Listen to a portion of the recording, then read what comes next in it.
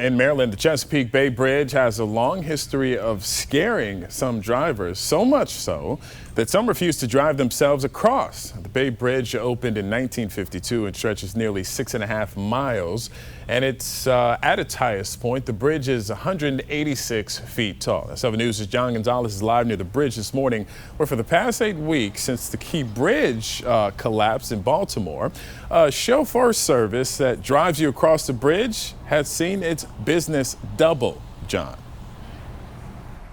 Robert, that's right. Good morning. Some 325,000 vehicles will cross the Bay Bridge this holiday weekend. And unfortunately, Britt mentioned that there is a fender bender on the westbound side. That span is really backed up. Well, one driver is going to go back and forth this weekend hundreds of times. This driving service on a good day back in the day would get as many as 12 calls a day. Now they're getting up to 40.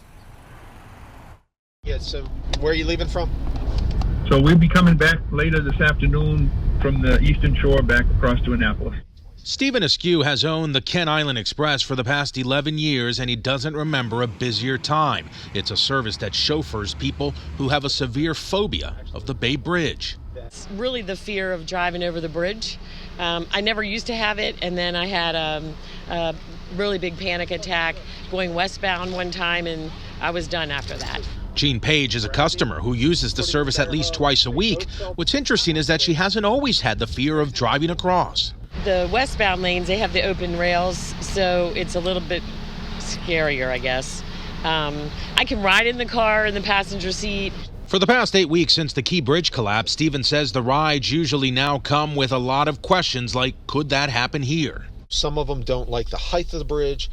Some of them don't like the fact that the bridge turns. And Stephen Askew says that the fear is so real, this phobia is so real, that his wife custom made these sleep masks for people who don't even want to look out the window. He says he's already gotten calls from Maryland transportation officials to provide the same service in Baltimore once the Key Bridge is rebuilt. Adriana? Yeah, so John, how much is this costing people? That's a very good question, one I've been asked many times this week. It's expensive, so you imagine the fear is real because people are paying a lot of money. It's $50 each way, $40 if you pay cash.